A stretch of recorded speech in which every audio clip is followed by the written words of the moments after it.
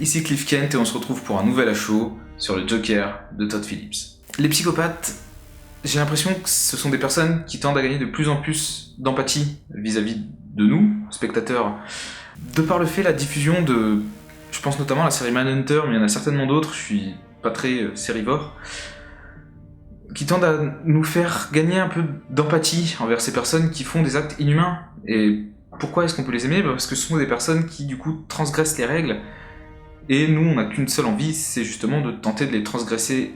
Et ça nous amène à poser quelques questions du genre, qui sommes-nous ? Est-ce que l'on fait ce que l'on a envie de faire ? Ce genre de choses. Et c'est là en fait la problématique du film, enfin une des problématiques en tout cas du film. Donc je vais tenter de résumer le film.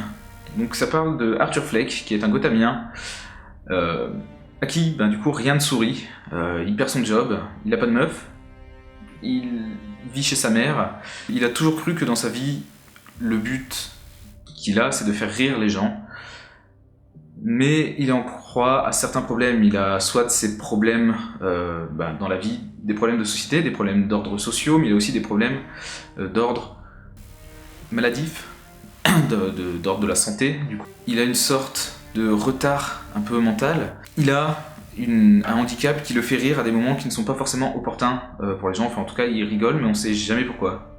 Il rigole, même lui ne sait pas pourquoi, en fait. Ça sort tout seul. Et donc, du coup, le film raconte comment cet homme, donc Arthur, se reconstruit par le fait de tout perdre. Ayant perdu, du coup, il perd... Voilà, d'un point de vue professionnel, il perd son travail. D'un point de vue social, il a rien, et le peu qu'il a, il le perd, et du coup, il va se reconstruire pour, du coup, devenir le Joker de Gotham.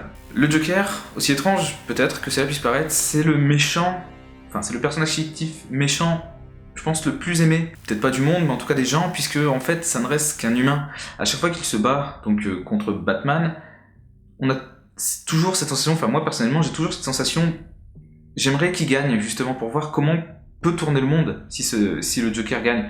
Alors ça existe une seule fois dans The Killing Joke, voilà, où réellement il gagne, le Joker gagne à la fin, mais du coup c'est la seule fois où il gagne, et c'est ça qui fait la force entre ces deux personnages, c'est cette passion dévorante entre les deux, parce que c'est une bataille d'esprit entre les deux, c'est deux énormes QI qui s'affrontent, l'un pour le bien, l'autre pour le mal, mais en tout cas le mal, si on se place dans le cadre des BD, son mal, le mal de Batman, c'est le bien du Joker en soi. Pour essayer de sortir un petit peu du cadre fictif du Joker, Todd Phillips avait annoncé que l'un des enjeux de son film était d'humaniser ce personnage, à voir vraiment quel est l'homme derrière le Joker. Et du coup, les choix de réalisation, de mise en scène et d'écriture font qu'on peut facilement s'identifier au Joker. Parce que tout le monde, dans sa vie, moi compris, on a tous eu des moments de galère où on a l'impression que rien ne va dans la vie et qu'on a juste envie de péter un câble. On a envie de tout envoyer chier et de faire tout ce qu'on veut. Et c'est exactement ce que fait le film, c'est exactement en fait ce que fait le personnage du film. Il n'y a rien qui va, et du coup il se laisse aller. Il pète un câble, et il se lâche. Et c'est là en fait, au moment où il pète un câble, c'est là où il comprend ce qu'il est possible d'être. Mais il est toujours tiraillé entre deux mondes, entre on va dire le bien et le mal. Le Joker, c'est aussi un personnage qui est, on va dire, fou. Si on devait caractériser en un seul mot, ça serait fou. Et justement, il y a ce rapport à la folie dans le film qui, pour moi, est totalement inversé. Et là, c'est vraiment un très bon choix de mise en scène dès le départ, en fait. Chaque plan où Arthur tente de se comporter comme un être humain, on va dire, normal, qui tente de s'intégrer dans la société, quasiment chaque plan sont débulés quand Arthur est présent à l'image. Alors pour ceux qui connaissent pas débuler une image, c'est en fait faire en sorte que l'image dans le cadre ne soit pas parallèle au cadre. Si par exemple vous avez le sol qui est pas parallèle et que les personnages, eux marchent le long du trottoir et que c'est pas parallèle, ils marchent pas parallèlement par exemple au bas du cadre, ça veut dire que l'image est débulée. Et le réalisateur, donc Todd Phillips, joue beaucoup sur ça. Et par exemple, là, sur une scène où Arthur rentre chez lui, c'est assez étrange puisque on a la rue, en fait, c'est une rue en pente, mais du coup, les bâtiments sont plus courts, donc ça donne un effet de pente. Et c'est aussi un autre pas que fait le réalisateur, c'est qu'il y a tout un cheminement à chaque fois, enfin peut-être pas à chaque fois, mais majoritairement quand Arthur marche, il est rare que Arthur fasse un chemin linéaire. C'est-à-dire que à chaque fois qu'il marche, il y a toujours quelque chose qui vient faire en sorte que à l'écran, il fasse que des zigzags en fait. Et ça soit entre les hauts et les bas, des sortes de up and down, peut-être pour imager certainement, enfin moi je me dis que c'est certainement pour imager une sorte de bipolarité du personnage.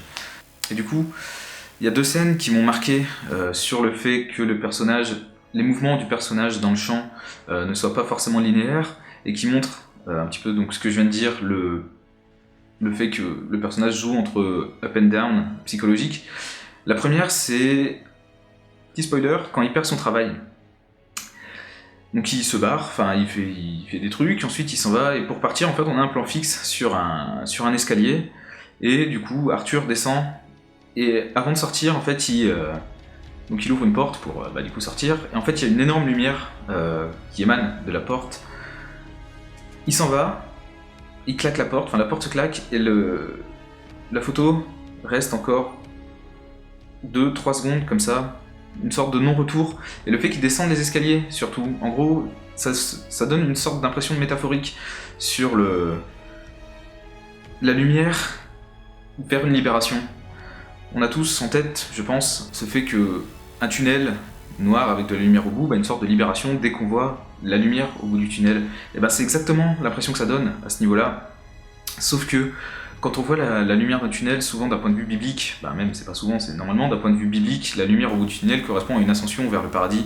Or là, la lumière provient du bas de l'escalier, ce qui fait que il va pas forcément vers le paradis, il plonge du coup vers une libération. Et l'autre scène, donc là ça se passe un peu plus loin dans le film, et ça monte dans les bandes annonces quand le Joker danse devant des rideaux.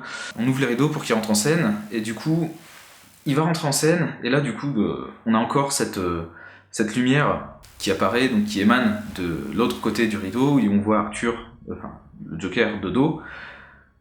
Et ce qui est encore plus intéressant, donc là on est toujours sur la même thématique que juste avant, mais ce qui est plus intéressant, c'est le fait de partir de l'autre côté, c'est-à-dire que juste après on a un contre-champ qui montre du coup le Joker, mais de face, mais il est pas réellement, on le voit, mais il est un peu caché comme quelque chose en fait, que on n'aimerait pas avoir. On sait que c'est présent, mais on souhaite pas le voir. Et c'est ça qui est bien fait, surtout que du coup on est sur une caméra télé, ce qui fait que ça rajoute un peu plus de grain et de tonalité au personnage.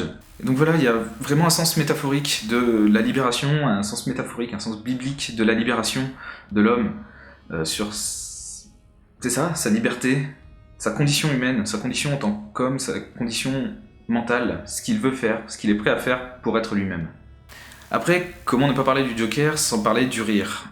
Alors autant le rire est quelque chose de structurant pour Arthur, parce que c'est sa maladie, il a une maladie qui fait qu'il rigole.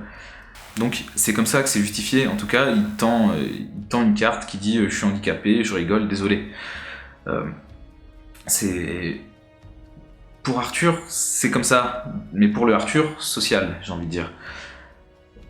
Et du coup, plus le film avance, plus on comprend le rire. Pourquoi il rigole? Est-ce qu'il le fait rigoler? Est-ce que c'est vraiment une maladie? Même le jeu d'acteur, avant que l'histoire ne vraiment s'effile et qu'on comprenne de plus en plus, il y a déjà des indices précurseurs qui permettent de le comprendre. Mais j'ai eu l'impression qu'à un moment dans le film, en fait, ça a été oublié. C'est que, on voit au début, donc c'est quelque chose, pour nous on attend que ça, que le Joker rigole, donc il rigole au début, il rigole à la fin, en tout cas c'est encore heureux, j'ai envie de dire, et il y a quand même une certaine partie où il rigole plus trop sur la construction du personnage, sur le pourquoi il rigole quand on comprend, etc. Oui, ça paraît logique, mais en même temps c'est gênant parce que ça donne vraiment, moi j'ai vraiment eu l'impression de l'absence de ce rire. Il y a vraiment un long moment, le film fait 2 heures, il y a au moins une quarantaine de minutes, j'ai eu l'impression que Arthur ne sait plus rire. Je pense notamment à une scène, c'est une scène devant un portail, je vous en dis pas plus, où Arthur fait quelque chose, et à un moment il commence à sourire, et là je me suis dit, peut-être qu'il va rire, ça sera intéressant. Et non, il rigole pas, il s'en va, il part en courant. J'ai pas compris, alors oui, au sein de la scène, ça peut se comprendre, enfin il a peur, mais j'aurais préféré qu'il rigole parce que du coup j'ai vraiment eu l'impression de louper quelque chose. Je sais pas, je pense que ça aurait été peut-être plus intéressant de le faire rire, mais en même temps ça aurait eu un impact totalement différent sur le reste de l'histoire, le reste de l'univers. L'univers du film, pas l'univers global, hein, soyons pas fous. Autre point positif, c'est l'incrustation du personnage dans Gotham, même Gotham lui-même en fait. Où habituellement dans les films Batman, l'univers on est habitué à avoir un Gotham épris par des voyous, que ce soit de haut ou de bas étage. Là, justement, c'est des voyous, on peut avoir des voyous comme des pas voyous qui voyoutent. Par exemple, il y a 3 mecs, ils font du voyourisme, mais voilà, plus tard dans le film, on apprend que peut-être que oui ou non, ça aurait pu l'être. Enfin, tout le monde pète un peu un câble, et personne ne sait pourquoi. Et le clown devient, j'en dis pas plus, mais du coup le clown devient vraiment une figure emblématique dans cette, j'ai envie de dire dans cette folie générale. Mais là du coup je spoil, mais c'est pas le clown le Joker. C'est plus ambigu que ça. Je veux pas en dire trop. C'est aussi intéressant de voir Gotham d'un autre point de vue, c'est-à-dire cette scission qu'il y a entre riches et pauvres que l'on connaît déjà dans l'univers de Batman, mais là qui est du coup plus impactante, puisque d'habitude, où on voit habituellement le côté riche et cosy de la vie d'un personnage à Gotham, puisqu'on suit majoritairement Batman, là on voit du coup le total opposé, le côté vraiment pauvre, il n'y a rien et personne ne peut les aider, et ça c'est vraiment mis en avant par 2 personnages, donc le côté pauvre du coup par Arthur Fleck, et le côté riche par Thomas Wayne. Et c'est ça qui est intéressant, c'est de voir le ressenti des pauvres sur du coup le Thomas Wayne qui est écrit comme si justement encore heureux que ça soit le Messie, un peu le sauveur de Gotham. J'ai de l'argent, je peux sauver tout le monde, donc je vais le faire. Publiquement, il est comme ça et c'est cohérent avec le Thomas Wayne que l'on connaît habituellement. Mais du coup, c'est intéressant de voir le point de vue du peuple, des autres, et non pas de son fils qui adule son père. Ah oui, je suis riche, je veux aider les gens aussi, moi aussi, même si pour ça, faut que je leur casse la gueule. Là, eux, c'est vraiment les pauvres qui parlent du riche. Donc il y a vraiment le film est vraiment basé aussi sur un contexte sociopolitique. Si je devais vous donner un conseil pour aller voir ce film, ça serait de le voir en VO. Je suis allé le voir en VF parce que j'ai pas pu résister, bon déjà parce que c'était la seule séance qu'il y avait, et j'ai pas pu résister à aller le voir en avant-première. Mais du coup, je vous conseille vraiment d'aller le voir en VO. Alors pas forcément parce que le doublage, mais il y a un truc, Arthur, le personnage, a un cahier, et il écrit dans ce cahier. Le seul problème, c'est que les pages sont traduites. Mais elles sont pas traduites, genre c'est écrit en anglais et il y a le sous-titre en français en dessous. Non, c'est la page qui est vraiment traduite en anglais, en français.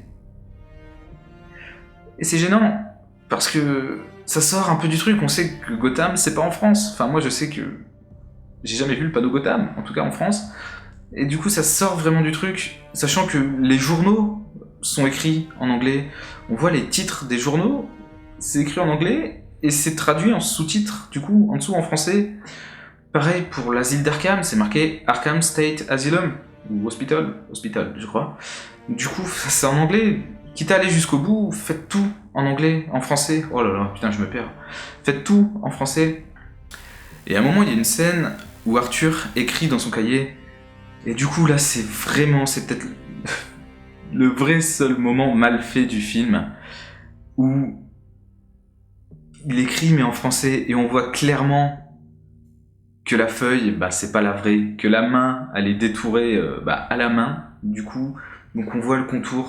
Là, vraiment, j'ai vraiment pas aimé. C'était vraiment pas beau. Il y avait aucun intérêt à écrire en français des pages d'un cahier. Alors, oui, ça nous permet de comprendre, surtout que le cahier, en fait, on voit quasiment toujours la même chose de ce cahier. Ce qui est écrit dedans, on voit quasiment tout le temps la même chose. Donc autant le laisser en anglais. Là, c'est vraiment quelque chose qui est gênant. Donc c'est pour ça que je vous conseille de le voir en anglais. Parce que ce détail peut quand même faire changer 2-3 choses. Pareil, la mère de Arthur qui écrit une lettre, et la lettre est déjà écrite en français. Pourquoi pas? Bon, ok. Mais c'est mieux en anglais. Beaucoup mieux en anglais. Surtout que c'est pareil. Il y a une scène où il a écrit Put on a happy face sur un miroir. Mais du coup, voilà, c'est écrit Put on a happy face. C'est pas mets ton plus beau sourire ou fais une... Voilà, enfin, pourquoi ils ont pas traduit du coup ce qu'il y avait sur le miroir? C'est un peu bête. C'est vraiment le conseil, si je devais vous donner un conseil avant d'aller voir ce film, c'est d'aller le voir, de choisir une séance en version originale. Bref, Joker, une belle poésie moderne, une ode à la liberté d'être, sur fond de conflits sociaux politiques. Voilà, du coup je vais pas en dire plus parce que déjà je pense que j'en ai dit pas mal, enfin j'ai essayé de pas trop spoiler, c'est un peu compliqué parce que si je veux vraiment rentrer dans les détails et dire ce qui potentiellement peut être une interprétation du film, faudrait vraiment que je rentre dans pas mal de détails et je veux pas trop en dire parce que je sors la vidéo avant que le film ne sorte au cinéma. Donc si vous avez pas vu le film, soit vous regardez la vidéo, vous avez pas peur, soit vous vous en foutez totalement d'avoir un préavis sur le film. Mais du coup, je serais quand même ravi de parler de ça, soit dans les commentaires, soit sur Instagram. Je vais mettre le lien dans la description, je suis beaucoup sur Instagram, j'aime bien ça. Alors je poste pas souvent, mais je suis à fond dans les stories. Ou alors directement là sur la plateforme. La prochaine vidéo sortira, je pense, la semaine prochaine. Du coup, je vous dis à la semaine prochaine. Ciao, ciao!